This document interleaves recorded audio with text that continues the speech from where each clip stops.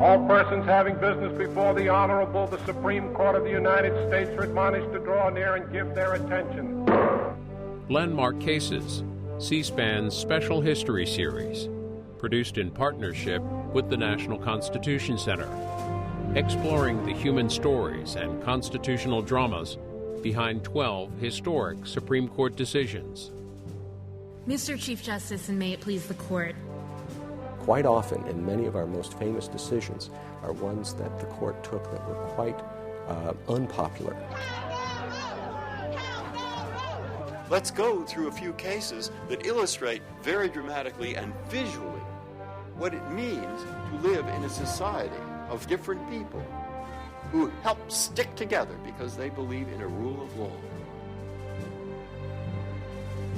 Good evening and welcome to C-SPAN's Landmark Cases. Tonight we're going to learn about a case that you may not have heard about. It's the civil rights cases of 1883, a consolidation of 5 cases brought to the Supreme Court to help define the 14th Amendment. Tonight we're going to learn about Reconstruction America and the court during that period and the decision they made in this case that affected the lives of African Americans for the next 60, 70 years. Lots of history tonight, and we welcome your participation. Let me introduce you to our 2 guests who will be at the table to help us understand this important case. Danielle Holly Walker is the Dean of Howard University's Law School here in Washington, D.C.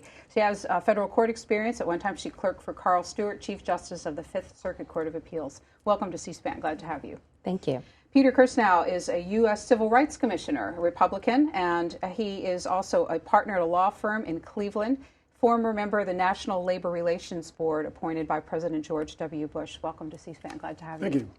So when you go through high school or perhaps even college, you learn about Plessy Ferguson, which is a case we're going to talk about later. You learn about the Dred Scott decision. This one, not so much.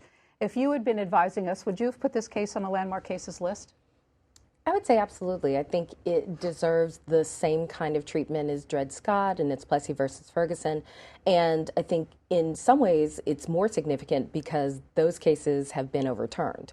And so the civil rights cases are still relevant because they're still cited by the Supreme Court today. And so I think that they definitely deserve to be on that list.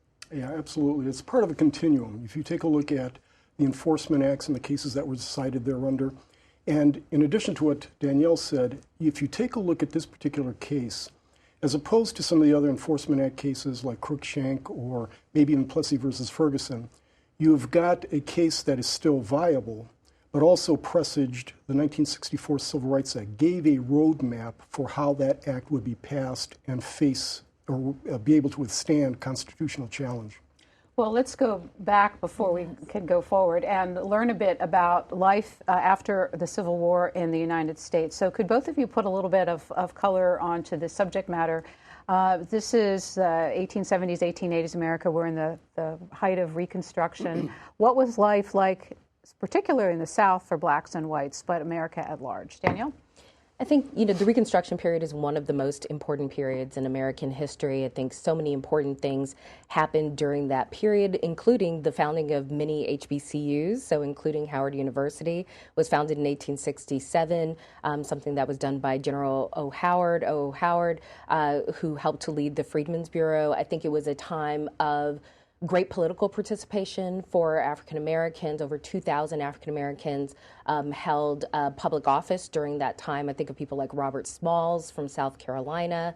And it was a time in which there was a large negotiation about what would happen to the people who had previously been enslaved. What would their rights be? What would those bundle of rights be in terms of political rights, civil rights?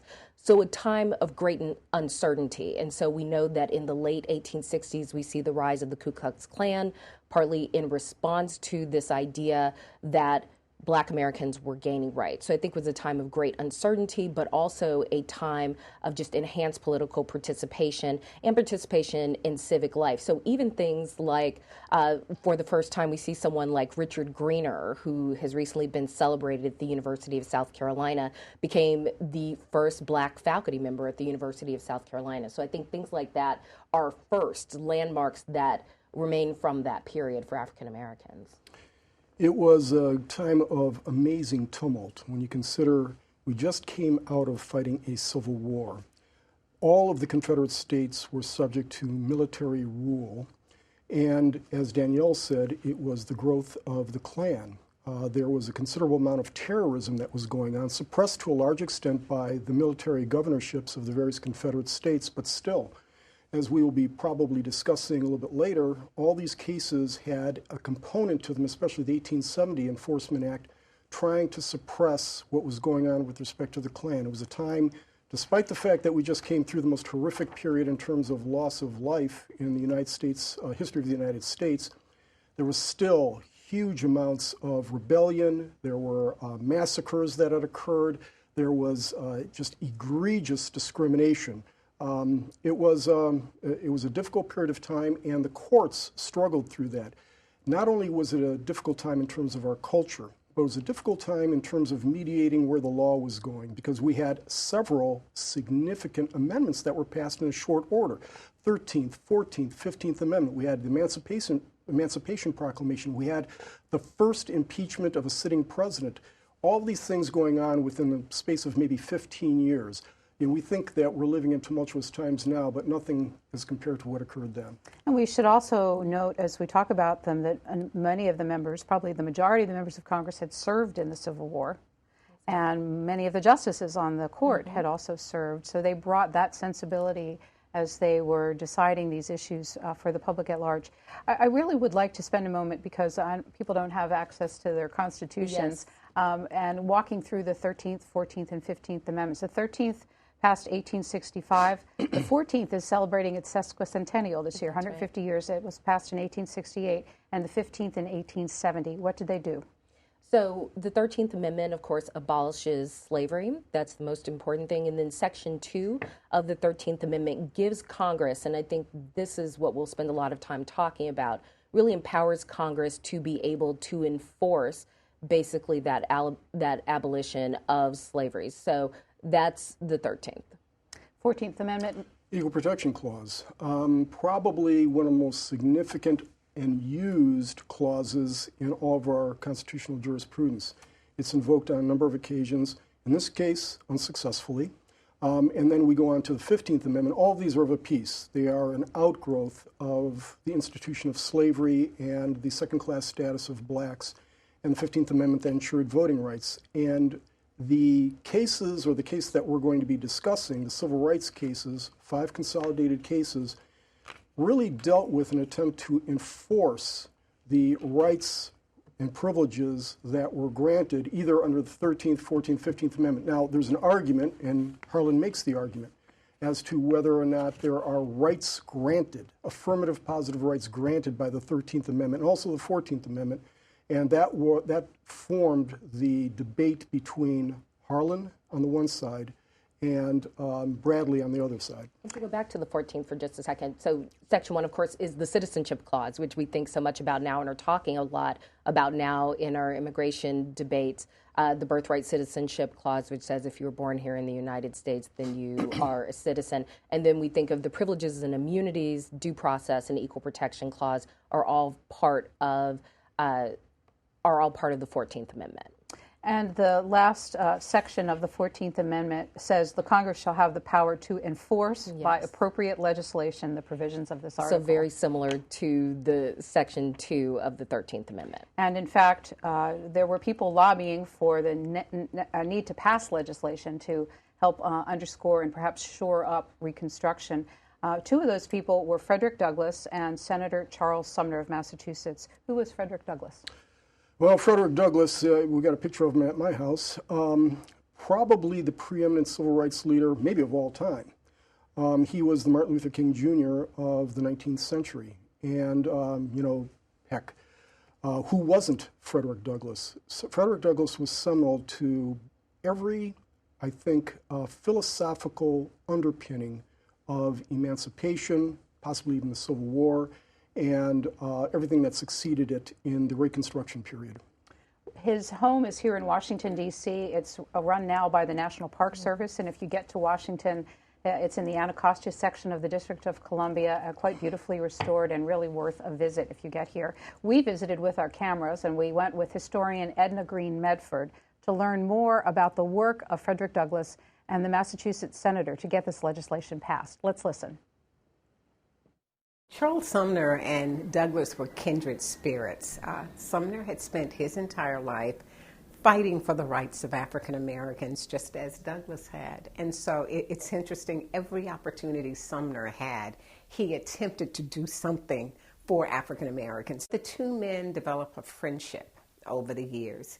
And so when Sumner is issuing, when he's going to the Senate and he's suggesting that the 13th and 14th Amendments aren't working in terms of ensuring that African Americans are treated as full and complete citizens of the United States. While he's doing that, Frederick Douglass is out writing speeches, he's writing letters to friends and to politicians, he's writing editorials supporting what Sumner is doing in Congress.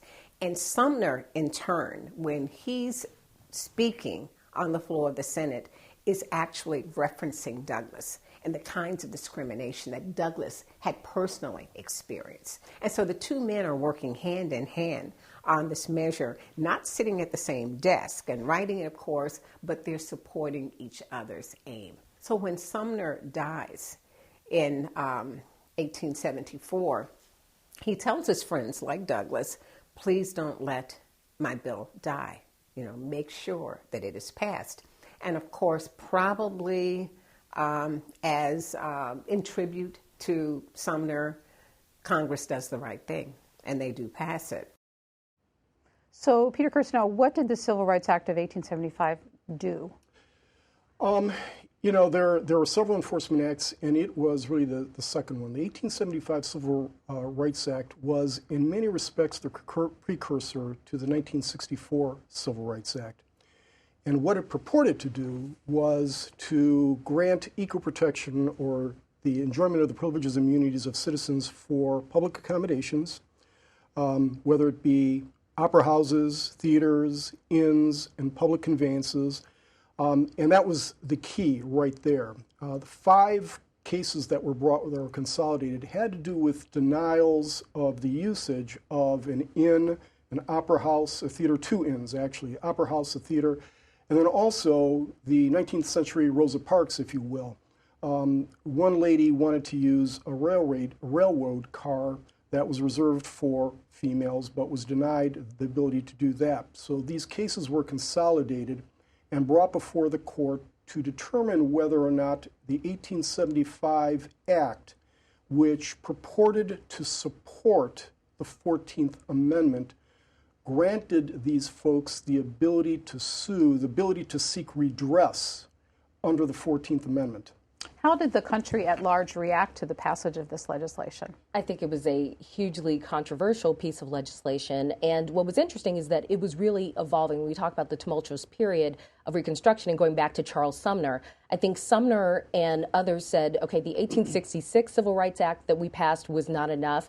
So therefore, they went forward to the 14th Amendment. After passing the 14th Amendment, they say it doesn't seem like the 13th and 14th Amendment are having the effect that we want them to have. And so because of that, I think they really wanted to see kind of a greater impact from the Civil Rights Act of 1875. So the reaction was a very strong reaction. There were, in the South, for example, theater owners who said this will destroy our business, white theater owners who said this will destroy our business if we are required to allow basically black members of the public to be able to come into theaters. Same arguments were made about railroad cars. It's very interesting, again, that these 19th century arguments really mirror the ones that we see in the 20th century when it comes to the Civil Rights Act. You're listening to C-SPAN's Landmark Cases. We will be back in a moment. 2 other names that were referenced I want to spend a few minutes on before we get into the actual mechanics of the case. Justice Joseph Bradley and Justice John Marshall Harlan. Both of them, one wrote the majority opinion, the other wrote the single dissent to this case. And they're both very interesting human beings. Would you like to tell us about Joseph Bradley? What can you tell us Sure. about him? Well, Bradley finds himself at the fulcrum of almost everything that occurred with respect to the enforcement acts, their denouement, and Reconstruction.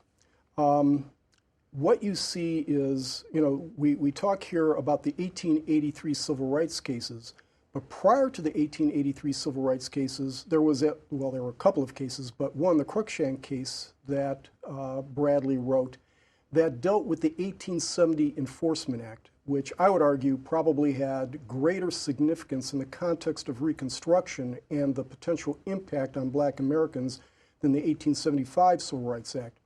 And what that is, it was the first anti-Klan act, and among other things, it was the enforcement mechanism for the 15th Amendment. It would have protected the ability of, or it did purport to protect the ability of blacks, for example, to seek redress when they were denied voting rights, other things such as gun rights. The way it was worded was directed particularly at the Klan, and it was supported or supporting the 14th Amendment. Bradley wrote the opinion that struck that down, the 1870 Civil Rights Act, or the 1870 Enforcement Act, and that was devastating in that context of where the United States was at that particular moment in time, because there really was then no means to check the Klan. And the Klan was working as kind of the terrorist arm of the Democratic Party at the time, enforcing segregation, enforcing a second-class status or third-class status for blacks. And Bradley wrote the majority opinion, which followed in large part the way the civil rights cases were decided. That is, deciding them on the basis of the requirement of state action. That is, if there was not state action or some type of state deprivation of equal protection, then there was no means of redress. We must talk about Justice John Marshall Harlan, who wrote The Dissent, and The Dissent is often cited in history books as being one of the more significant dissents of the Supreme Court. John Marshall Harlan from Danville, Kentucky, served on the court for 33 years, appointed first by Hayes in 1877. He earned the name the Great Dissenter. Why?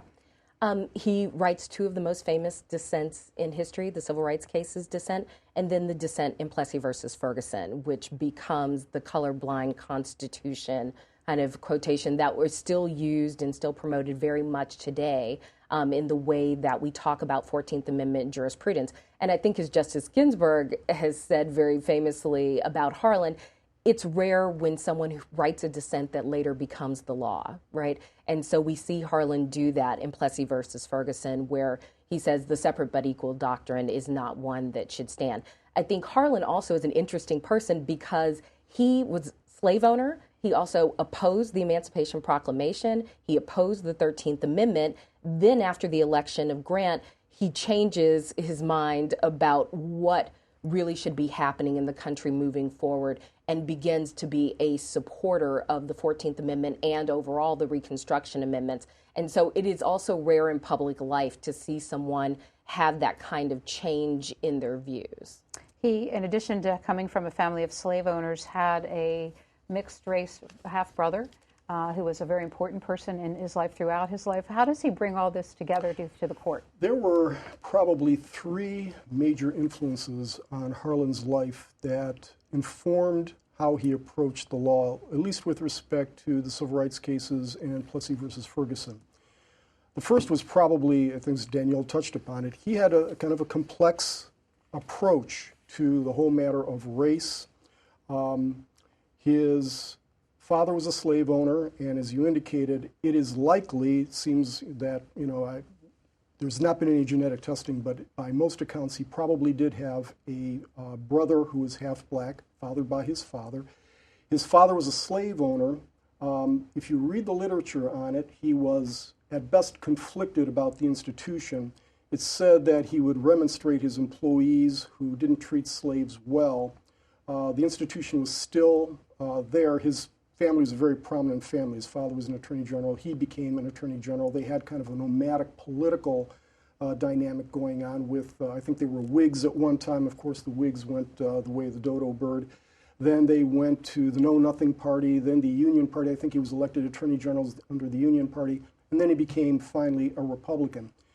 He himself, meaning Harlan, had kind of a unusual approach. I mean, he is not somebody who you could define in a cookie-cutter fashion.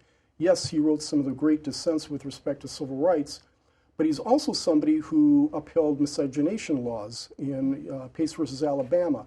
He also had a kind of unfortunate elocution with respect to Chinese, where he did single out the Chinese race as being some race that's different from everyone else and wasn't necessarily really interested in acknowledging that someone who is born to someone of Chinese descent became an American citizen. So this is someone who was very interesting in those respects. Probably what informed much of his jurisprudence was not only his family background and personal experience with respect to his half-brother, but also he was someone who today we would call a fundamentalist Christian. Right. He was a deeply religious man, Presbyterian, and if you look at some of his writings, some of his dissents, you can see some of that. In fact, in the manner in which it was described, how he read his dissent, it was in a impassioned, fiery fashion, almost as if he was preaching from a pulpit. He would instruct his law clerks that according to biblical prescription, you should not treat one as a Jew or a Greek or black or white, but all God's creatures, and believe that the Declaration of Independence was the seeds for the entire abolitionist movement. And as we'll also talk about, I think he married a woman who was decidedly anti-slavery. So I think that's another important key influence on him. So let's take a look at what the court looked like back then. In fact, there was only one Democrat appointee, Samuel Blatchford, who had been appointed by Andrew Johnson.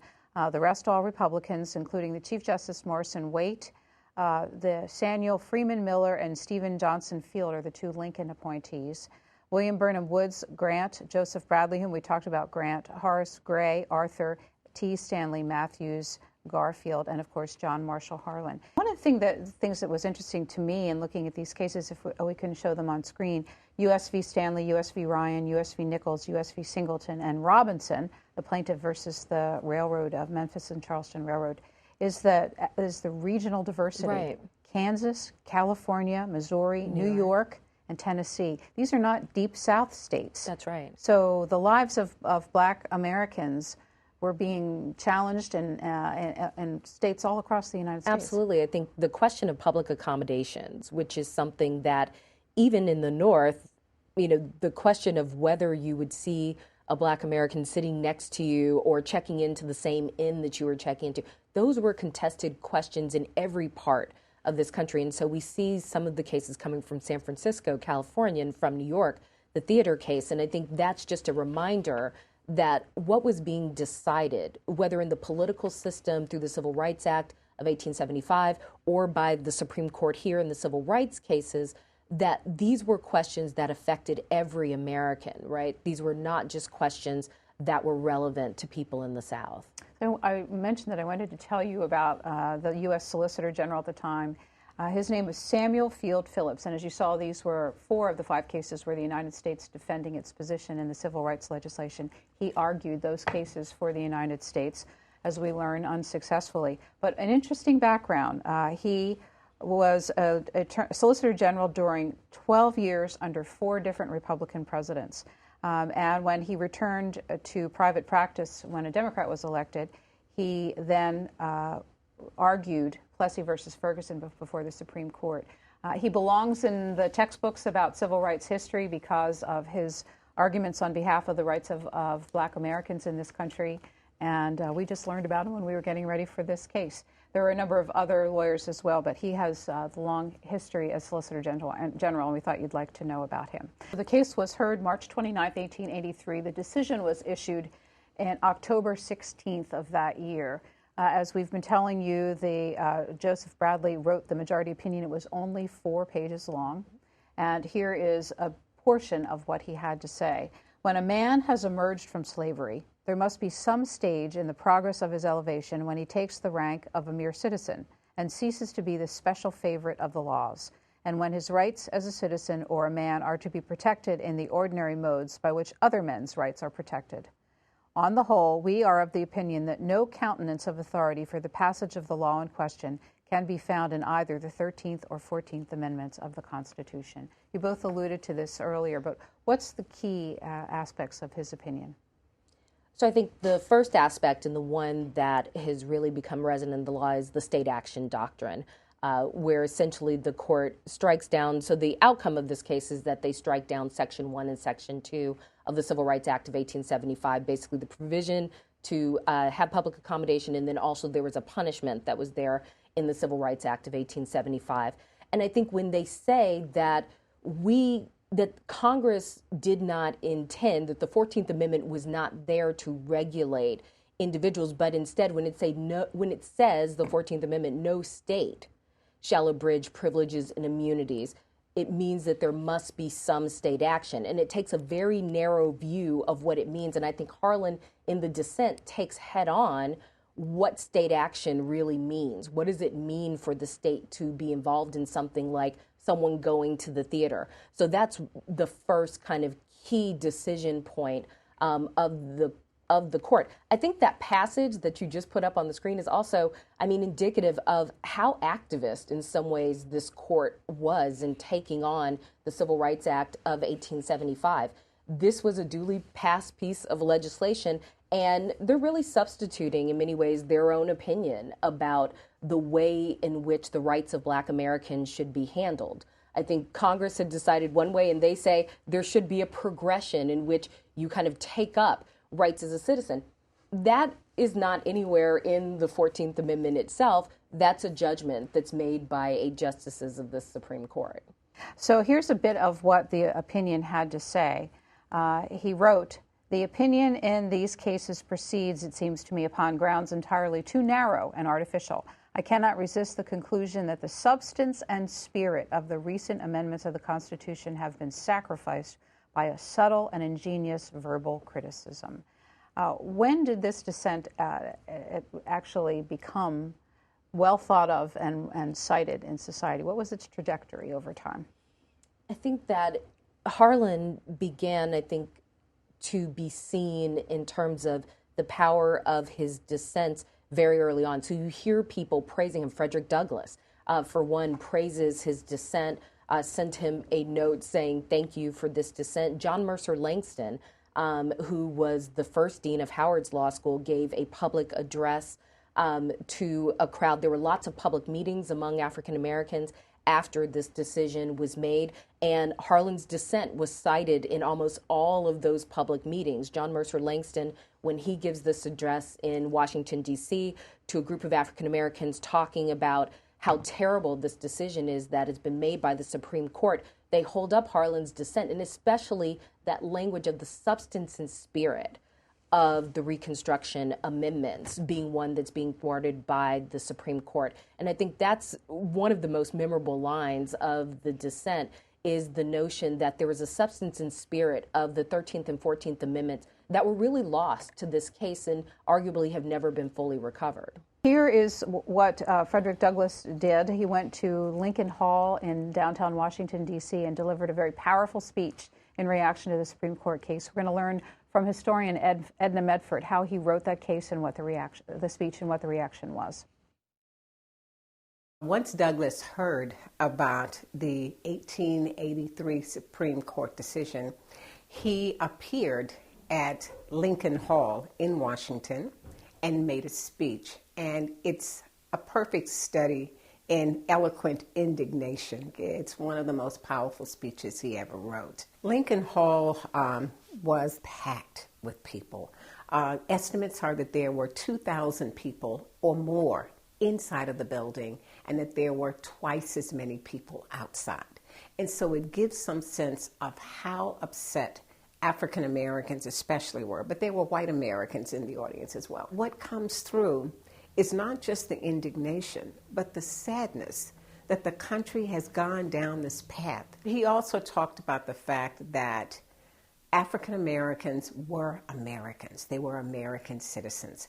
And that when you take away the rights of one group of Americans, eventually you're going to tread on your own rights as well. He's as upset about what it does to the country as a whole as what it did to African Americans as a race of people. And so that's why this Civil Rights Act of 1875 was so important to him. Frederick Douglass also penned a letter to Chief Justice John Marshall Harlan to thank him for his dissent. Here's a little of what he wrote. "I took my pen only to assure you of my unalloyed satisfaction with your opinion and my gratitude and admiration. I wish to assure you, if you are alone on the bench, you are not alone in the country. Well, let's move from the law to society at large. What happened to Black Americans after this case was decided? Pretty devastating. When you think about, as I said earlier on, the continuum of cases that we had and also the 1877 Compromise, Black Americans were left naked to aggression. Black Americans were, it was confirmed by the law that Black Americans were not just second-class citizens, but third-class citizens, given the framework of where Black Americans had been throughout the century, especially. There was no effective means by which Black Americans, when you take a look at Reconstruction, for example, in the military governorship of the old Confederacy, the Klan was rising and they were a virulent institution. They were acting as a military arm of a political party and were suppressing dissent and preventing blacks from voting and, frankly, preventing poor whites from voting also in certain respects if they weren't voting along prescribed lines. This was a horrific institution purportedly had come to an end to be supplanted by another horrific institution that was probably just as insidious because it pretended to grant citizenship to blacks. Blacks were not just, we were taking a look, Danielle was mentioning lawsuits with respect to whether blacks were viewed as whites or whites as blacks. There were a whole set of laws that were crafted pursuant to a one-drop rule and the different privileges that were granted to you depending upon whether or not you were 1/8 white or 1/8 black, 1/4 white, 1/4 black. Grandfather clauses and things that prohibited individuals from holding property, from voting through literacy tests, poll taxes, and so forth. It was a nightmare for many in the South, but also in the North, too, because remember, I think Danielle touched upon this also. We're looking at the South, but in the North, there was rampant discrimination, there was rampant segregation. Life wasn't a whole, box of chocolates for blacks in the North either, but this gave them imprimatur to discrimination. And when a Supreme Court says, rightly or wrongly under the law, that essentially blacks have no recourse with respect to public accommodations, inns, public conveyances, and the old regime of treating blacks differently than whites persists, it's a tough day in Dodge. What are the most important things, we have a minute each, most important things people should take away from this discussion about this Supreme Court ruling in 1883? We'll start with you. Well, I think that it provided, as I said at the outset, it provided the framework, the pathway to get to the 1964 Civil Rights Act. Because the 1883 civil rights cases are still, in the main, good law. State action is required in these kinds of circumstances under the 14th Amendment. So the Commerce Clause was invoked. And that was a long journey also because we had to get through not just the various cases during the Reconstruction, but also during the New Deal and then finally to the 1964 Civil Rights Act. So I think the main takeaway from this is it didn't provide a judicial framework. What it did is it provided a pathway for the legislature, and Bradley looked at the law and interpreted the law pursuant to the way the legislature and the drafters of the amendment had actually drafted it. That eventually dictated that the Commerce Clause be used to pass the 1964 Civil Rights Act. So I think the takeaway is if you want to change the law, we've got three branches. And the place where you change the law is in the legislature, in the first branch. Your thoughts? I always take away from this case how seriously a wrongly decided Supreme Court case can negatively affect the lives of Americans on a day-to-day basis. It's a really long slog from 1883 to 1954 to Brown versus Board of Education and then to 1964 to the Civil Rights Act. Think how many people suffered under the violence and oppression of the white supremacist regime that was confirmed in the civil rights cases. And so I think the importance of this case is hopefully for us never to forget. And this was a case where Congress created the 14th Amendment in response to the Civil War and to slavery, and to really have their intent thwarted, the substance and spirit, as Harlan said, of their intent of the drafting of the 14th Amendment thwarted by an activist Supreme Court that was clearly wrong and had terrible repercussions for this country for a long time. Special thanks to our partners at the National Constitution Center for their help in putting together this series this year. And as we close here, thanks to Danielle Holly-Walker, the Dean of Howard University Law School, Peter Kirsnow, who is a U.S. Civil Rights Commissioner, and to you for being part in our discussion tonight. Thanks for helping us folks understand a bit more about this period in time and the importance that one Supreme Court case can have upon American society. Thanks for being with us.